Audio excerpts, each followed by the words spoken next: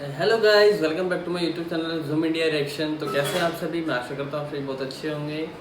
तो आज दोस्तों हम देखने वाले हैं, काफ़ी ट्रेंडिंग न्यूज़ चल रही है। मुंबई के एक मुस्लिम क्षेत्र में से एक 80 साल से रहने वाला एक हिंदू परिवार निकाल दिया गया।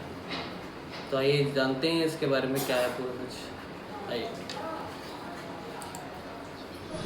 अभी मैं मुंबई के बीएमसी के उस ऑफिस के पास खड़ा हूं जिसका एक निर्णय ने पूरे देश में तहलका मचा दिया। ये वही ऑफिस है और अभी जो है एक लड़की जो लाचार थी, विवश थी और अपने घर पे 80 साल से रहती थी, उसके घर पे इसलिए ताला मार दिया गया क्योंकि कुछ लोग जो है उसके ऊपर दबाव डालते थे कि तुम धर्म परिवर्तन कर लो। कुछ लोग उसके ऊपर दबाव डालते थे कि तुम अपना घर छोड़ के चली जाओ। कुछ लोग दबाव डालते थे कि तुम अपना घर बेच के चली जाओ, क्योंकि वो मुस्लिम बहुल क्षेत्र में हिंदू लड़की इकलौती रहती थी। उसके बाद से ये बवाल और विवाद बढ़ा। लड़की ने एफआईआर किया थाने में। थाने के बाद से जो है थाने के पुलिस वालों ने उसका कोई मदद नहीं किया। बाद में जो है वहाँ के स्थानीय नेताओं ने भी कुछ मदद नहीं किया और बीएमसी वालों ने उनके घर पे ताला लगा दिया। ये चलते हैं उनके पास और जानने का प्रयास करेंगे कि आखिर ये माजरा क्या है और शुरू से अब तक की कहानी क्या है। कि अकेले के लिए हमारे जो लाखों वोट है उसको वो जाने नहीं देंगे, इसलिए आपको घर से बाहर निकाल के रहेंगे। तो मैंने कंटिन्यूस कंप्लेन की कि मेरे साथ ऐसा हो रहा है कि, लेकिन वहाँ की पुलिस ने कोई भी मुझे कोऑपरेट नहीं किया और ना ही कोई एक्शन लिया और फाइनली मुझे घर से निकाल दिया गया। जो बीएमसी अधिकारी है और पुलिस अधिकारी है, सब ने मिलकर, जैसे कि हम कोई क्रिमिनल है, हम जैसे अपने घर में नहीं किसी इलीगल घर में रहते थे या पाकिस्तान में रहते थे और हमें हिंदू होने की जैसे सज़ा मिल रही है कि जहाँ पर मुस्लिम्स रहते हैं वहाँ पर हिंदू अपनी मर्ज़ी से रह नहीं सकता है, कि अगर मुस्लिम वहाँ पर रहते हैं तो वो उनको अपनी मर्ज़ी से अपनी मनमानी से रहते हैं। अगर कोई हिंदू वहाँ पर रहेगा तो उसको घर से निकलना ही पड़ेगा। ऐसा थोड़ी होता है, ये इंडिया है, सबका है। एफआईआर किया हुआ है जे पुलिस मार्ग में कि वहाँ के जो लड़के, मतलब मैंने जिसके ऊपर एफआईआर किया है, नदीम मलिक है, जो काजिम मलिक है, नाजिम मलिक, ये परिवार जो है मेरे पीछे पड़ा था, मुझे टॉर्चर कर रहा था। जो नदीम मलिक थे, मुझे मतलब कितने सालों से मतलब मेरा पीछा कर रहे थे बाइक लेकर। मैंने इसके ऊपर एफआईआर किया था, लेकिन पुलिस वालों ने इसके ऊपर कोई एक्शन नहीं लिया आज तक। आपको क्या लगता है कि पुलिस आपको इंसाफ दिला पाएगी? मुझे नहीं लगता है पुलिस मुझे इंसाफ दिला पाएगी, क्योंकि मुझे घर से निकालने के लिए पुलिस का बहुत बड़ा हाथ है। उनका साथ दे रही है तो वो कहां से विश्वास करेंगे? ये बात मैं नगर सेवक था, महानगर पालिका इस तरह का काम करेगी तो हिंदू समाज या बिल्कुल सहन नहीं करेगा। ये लड़की की व्यथा सुनकर किसका कलेजा ढीला नहीं हो सकता? ये मुंबई में रहते हैं, हिंदुस्तान में रहते हैं, ये बर्बरता। अरे 50-50 साल फुटपाथ पर इलीगल लोग रहते हैं, पुलिस प्रोटेक्शन में खाली करने गए। पुलिस की भी इतनी गलती है। मेरा हाथ मोड़ दिया पुलिस वाले ने। पुलिस ने हाथ मोड़ ये गलत है। लड़की तो मैं खाना बना रही थी, गैस भी बंद नहीं कर रहे थे, बाहर निकल तू। मेरा हाथ मोड़ दिया तो लेडीज पुलिस ने बिठा दिया मेरे को गाड़ी में। जैसे कि मेरी मम्मी ना कोई क्रिमिनल है, वो इस तरह से खींच कर ले गए हमारे ही घर से और हमारे साथ इतना दुर्व्यवहार किया है ना पुलिस वालों ने हमसे। बिल्कुल पुलिस वालों से ये मतलब उम्मीद बिल्कुल नहीं थी हमें। पुलिस वाले जो होते हैं वो लोगों की मदद के लिए होते हैं और पुलिस वाले आज उन्होंने साबित किया। कितने साल से आप अपने घर में रह रही? हम वहाँ पर 80 साल से रहते हैं। मेरा जो घर है मेरे ग्रैंडफादर को मिला था 1944 से, तो 80 साल से हमारा इतना पुराना घर है और हमें हमारे पुश्तैनी घर से हमें निकाल दिया बाहर। आप ही को निकाला गया या वहाँ पे बहुत सारे लोगों को निकाला? वहाँ से सिर्फ हमें ही निकाला गया क्योंकि मैं एक अकेली हिंदू थी और लोगों को मुझसे परेशानी हो रही थी, क्योंकि वहाँ पर वो बकरीद के दिन गाय काटते थे और बहुत ही मतलब मेरे घर के सामने लाउड स्पीकर लगाते थे, मुझे टॉर्चर करते थे। तो मैंने उनके ऊपर कंप्लेन की, मैंने ये सब बर्दाश्त नहीं किया, तो उनको लगा कि इसको यहाँ से निकलना चाहिए। अच्छा, आपको डर नहीं लगता है कि इतना खुल के बोल रही हैं, फिर मदद के लिए ऐसे जितने भी नेता लोग हैं ये सिर्फ मीडिया टीआरपी के लिए आते हैं? अब मैं कड़वा सवाल इन लोगों से करूँगा, बाद में करूँगा। ये लोग सिर्फ और सिर्फ मीडिया टीआरपी के लिए आते हैं, बाद में आपको अकेला छोड़ देंगे, आपको कहीं आपके साथ कहीं दुर्व्यवहार होगा, गलत होगा, उस समय ये लोग नहीं खड़े होंगे।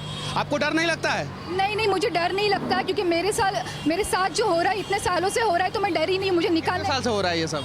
10-12 साल से हो रहा है, क्योंकि जब से वहाँ पर मैं बकरीद के दिन वो लोग गाय को लाए थे काटने के लिए, तो मैंने उनके ऊपर कंप्लेन की।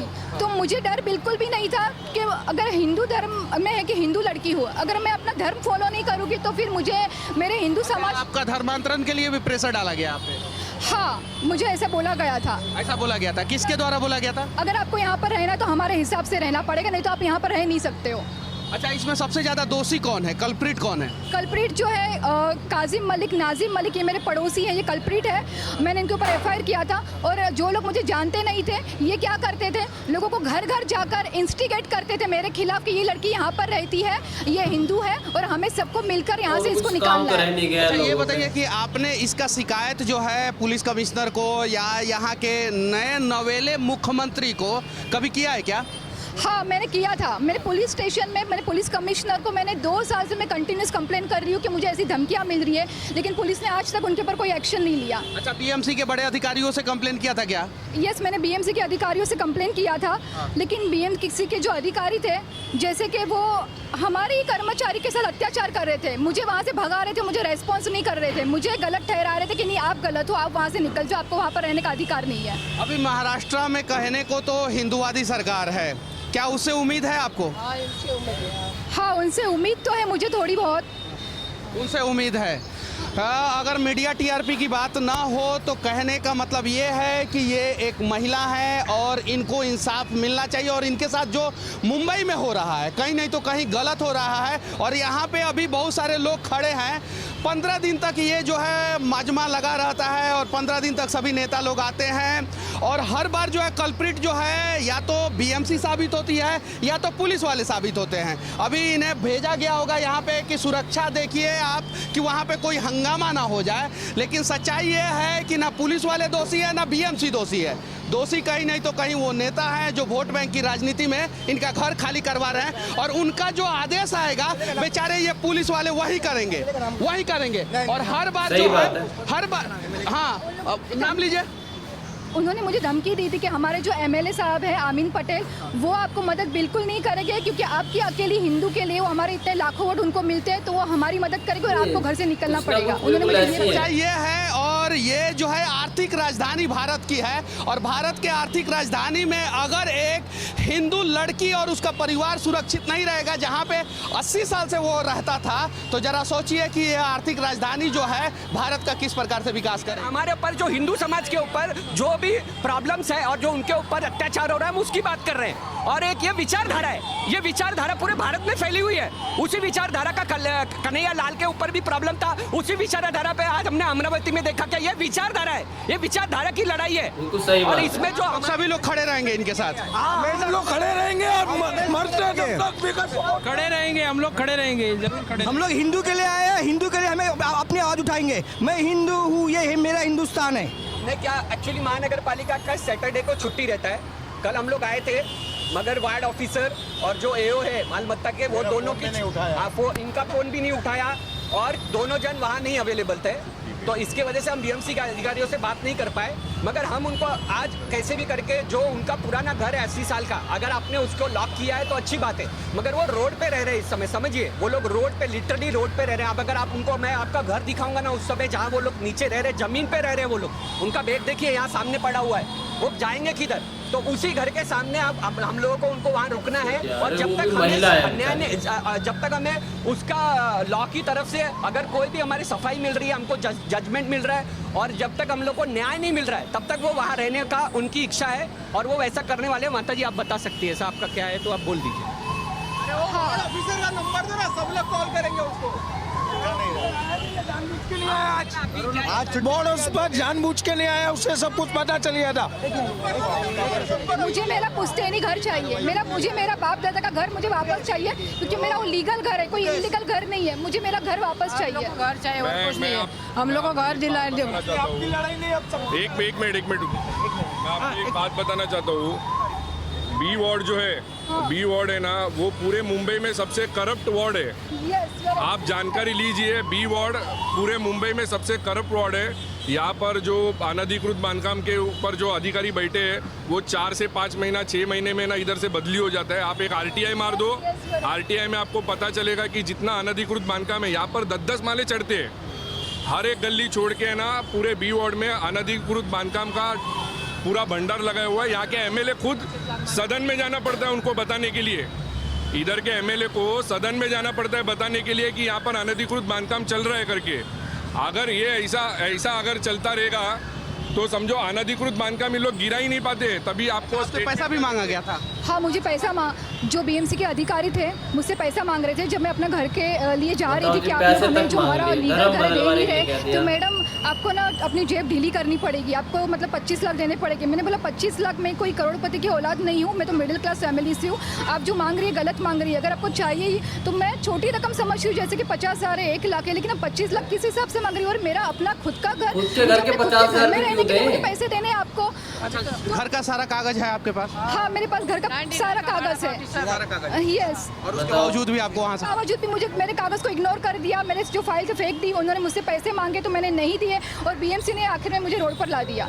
आखिर में एक महिला को बीएमसी ने रोड पे ला दिया। कहीं नहीं तो कहीं ये गलत है और इनके साथ इंसाफ होना चाहिए। हालांकि इसके लिए कहीं नहीं तो कहीं सबसे ज़्यादा वो दोषी सिस्टम है और वो वोट बैंक की राजनीति करने वाले नेता हैं जो ये सोचते हैं कि एक महिला के चक्कर में हम ज़्यादा मेजर तबका को हम नाराज नहीं कर सकते हैं और ज़्यादा वोट बैंक हम अपना ख़राब नहीं कर सकते हैं। तो इनका अगर सारा डॉक्यूमेंट्स सही है और ये लीगल तरीके से पिछले 80 साल से रह रही थी तो इनको इंसाफ मिलना चाहिए और इनको इनका घर वापस किसी भी हाल में मिलना चाहिए।